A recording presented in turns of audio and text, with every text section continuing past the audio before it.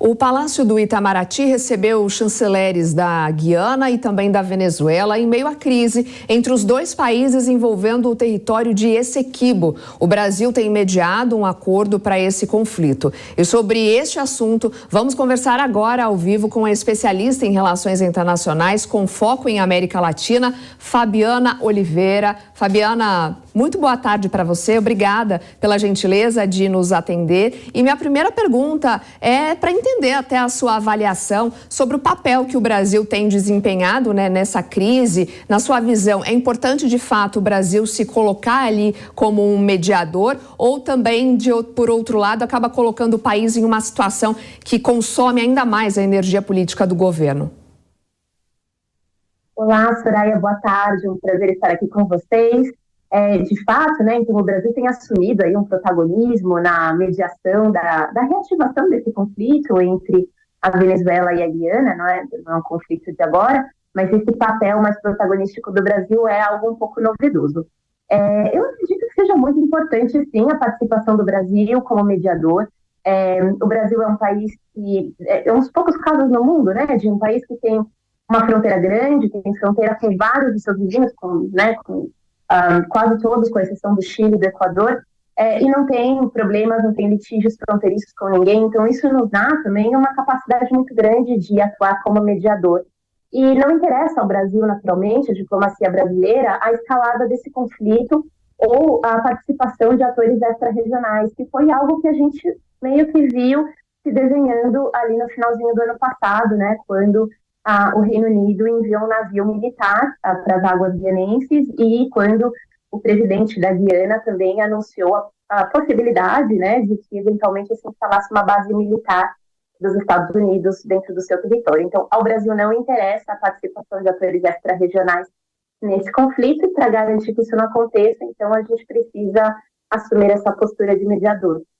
Foi, aliás, um encontro bastante longo, né? Durou praticamente 7 horas e foi intermediado justamente pelo ministro de Relações Exteriores, Mauro Vieira, que vem desde o começo, então, se dispondo, né, a fazer esse papel de mediação, de ponte entre os dois países. Agora, você falou em escalada, né, de tensão. Ainda no final do ano passado, a gente viu isso acontecendo, né, depois que a Venezuela, Nicolás Maduro, acabou promovendo aquele referendo para reivindicar o território, né, de Essequibo. A gente sabe, muito rico em recursos naturais, como petróleo, gás natural, enfim.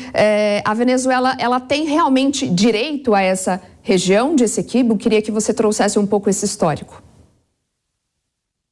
De fato, é uma questão complexa, porque esse território, né, o território do Essequibo, ele representa 2/3 do território da Guiana. E esse território ele já foi parte da Venezuela no passado. Então, quando a gente volta ainda no contexto colonial, quando a gente fala da capitania geral da Venezuela, esse território ele era parte do Império Espanhol aqui na América Latina. Quando a Venezuela conquista sua independência em 1811, o seu território incluía o território do Essequibo. A questão é que em 1814 a Holanda vendeu para o Reino Unido um pedaço de território ali na região. E no final do século XIX, né, esse território que hoje seria a Guiana, e no final do século XIX se descobriu a presença de ouro justamente nesse território comprado pelo Reino Unido e na fronteira com a Venezuela. Então, a partir daí, a gente começou a ter essa expansão do Reino Unido em direção ao território venezuelano e a ocupação desse Essequibo. Então, a gente vem já do século XIX com essa reclamação, mas no final a gente tem um país independente hoje, que é a Guiana. Então, é muito pouco provável que o território da Guiana seja alterado de maneira a garantir que a Venezuela possa incorporar o Essequibo, né?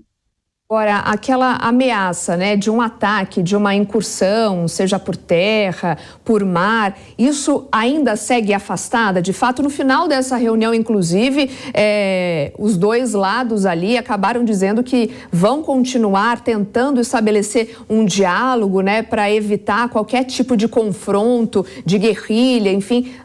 Na sua visão, isso de fato vai acontecer? Ainda segue afastada essa ameaça de ataque? Eu acredito que sim, acho que essa também é a aposta da maior parte dos especialistas. Essa reunião, ocorrida então na última quinta-feira, mostrou isso de fato. Tanto o chanceler da Venezuela quanto o chanceler da Guiana, eles demonstraram interesse em manter a América do Sul como uma zona de paz, especialmente em um contexto internacional permeado por novos conflitos, pela reativação de conflitos antigos.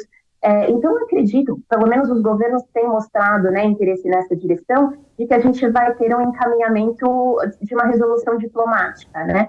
Até porque, como eu havia dito, é muito pouco provável que a Venezuela consiga reverter o status territorial da Guiana hoje em dia.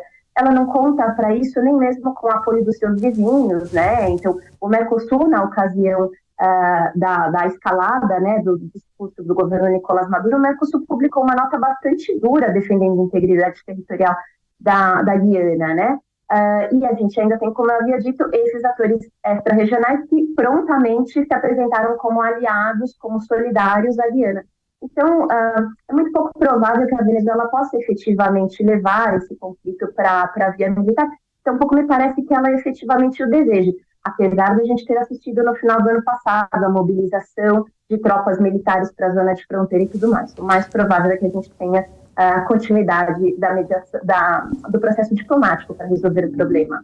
Aparentemente existe, né, esse clima amistoso, até uma declaração aqui do presidente do governo venezuelano, né, existe, claro, o foco da disputa, né, é a exploração do petróleo pela Guiana em um trecho marítimo que é disputado ali pelos dois países. Então, é possível que essas conversas ainda se prolonguem por vários meses. Esse ano, pelo menos, até a metade do ano, a gente vai conseguir discutir esse assunto.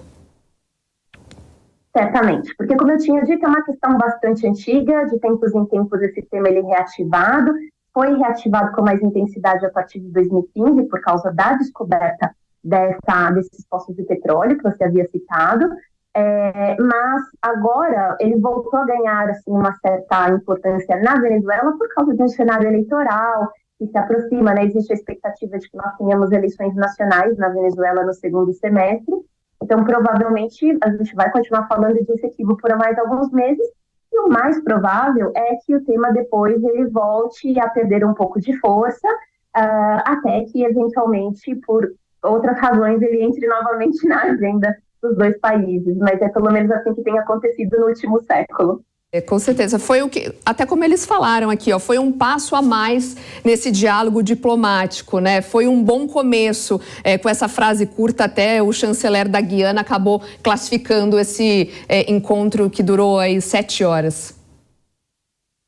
Exatamente, eles se comprometeram a voltar a se reunir, eventualmente, né, até mesmo em Brasília, ainda com a mediação brasileira.